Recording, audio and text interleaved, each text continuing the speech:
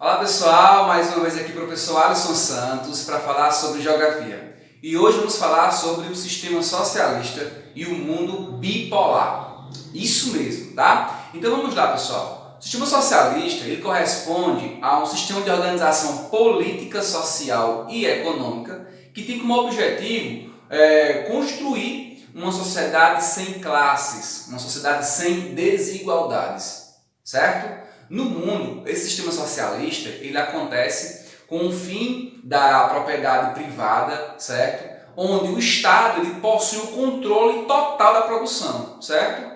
É o Estado que promove bens e serviços para toda a sociedade, assim como saúde, educação, habitação, esse tipo de bens e serviços, tá ok? Então, quais são as características do sistema socialista?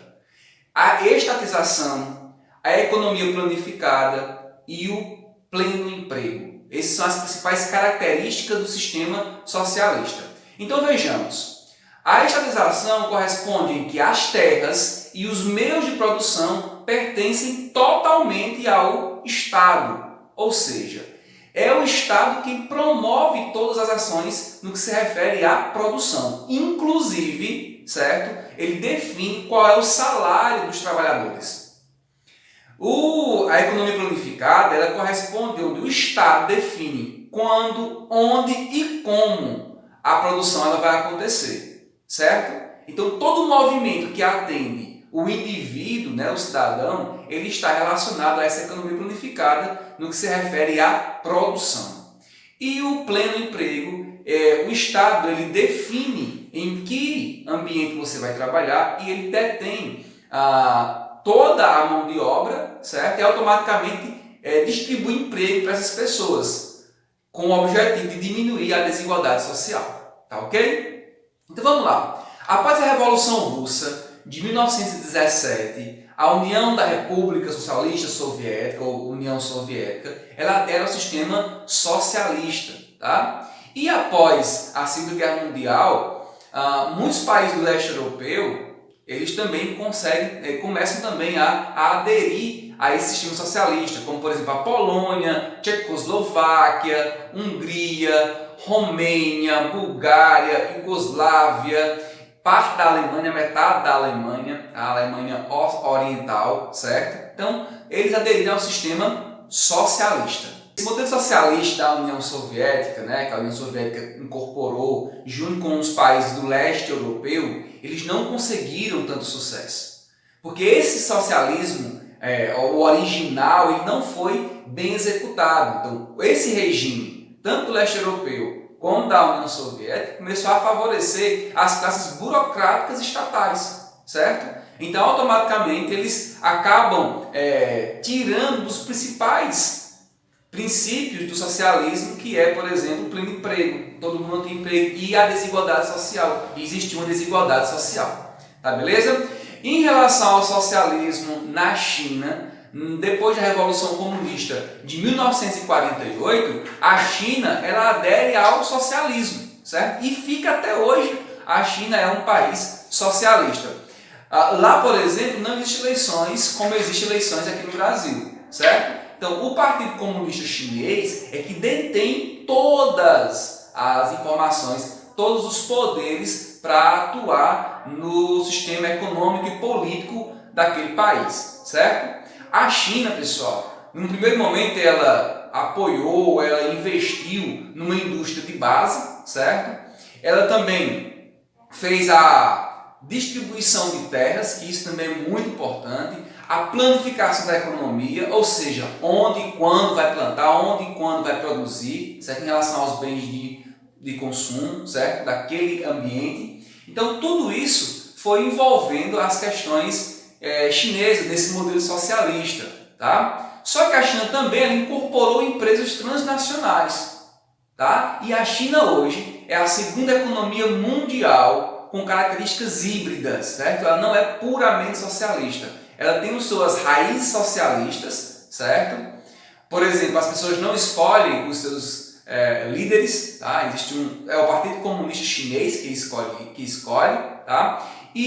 Mas possui também transnacionais, que são coisas relacionadas, são empresas relacionadas ao modelo capitalista de ser. Então ela é uma economia híbrida, tanto possui questões econômicas socialistas, como possui questões econômicas capitalistas. Tá? No que se refere à ordem bipolar, após a Segunda Guerra Mundial, o mundo foi dividido em dois grandes blocos, certo? O bloco dos capitalistas e o bloco dos socialistas. Os capitalistas, por sua vez, eram liderados pelos Estados Unidos da América, certo? Enquanto o bloco socialista era liderado pela União da República Socialista Soviética, a URSS, ou a Rússia, tá beleza? Ou União Soviética, tá? Veja esse mapa aqui, olha. Os países que estão em verde correspondem aos países onde aderiram ao sistema capitalista, certo? De ordem capitalista, liderados aí pelos Estados Unidos, certo? E os países que estão em vermelho, eles aderiram aos países socialistas, ao sistema socialista, que estava liderando pela União da República Socialista Soviética ou União Soviética. Tá? No que se refere à corrida armamentista e espacial, nesse momento, as superpotências elas incentivavam, investiam muito também em arsenais militares, inclusive em armas nucleares, tá, pessoal? Então, por que isso? Para intimidar os países e fazer a adesão, né, cada um do seu sistema.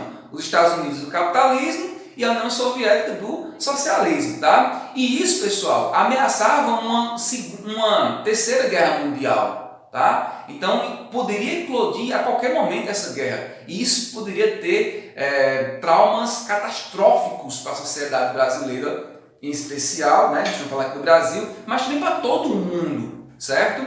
Então, essa corrida armamentista consistiu nesse modelo, certo? Da gente se armar, né? Dessas grandes potências se armarem para que os outros países pudessem fazer a adesão ao sistema capitalista ou ao sistema socialista. Tá? Mas a corrida armamentista e espacial também fez com que o homem chegasse à Lua. Né? Então trouxe também tecnologias, desenvolvimento tecnológico. Isso também é muito bacana, é muito importante. Tá? Então mostrava nesse movimento de corrida armamentista e espacial, mostrava o poder das duas, né, potências, cada um querendo puxar os países para o seu sistema político e econômico. Tá?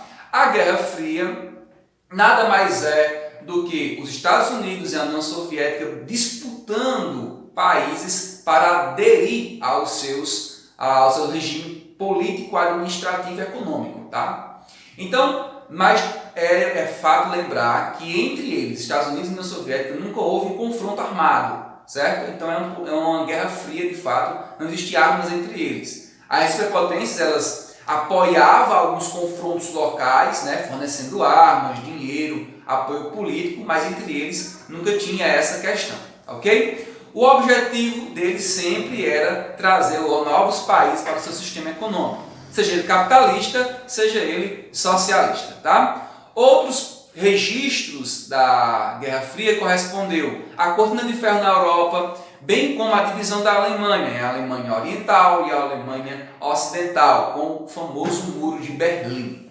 Tá ok? É isso, pessoal. Ficamos aqui com mais uma aula do professor Alisson Santos. Forte abraço para vocês e não esqueçam de se inscrever no nosso canal. Valeu, pessoal!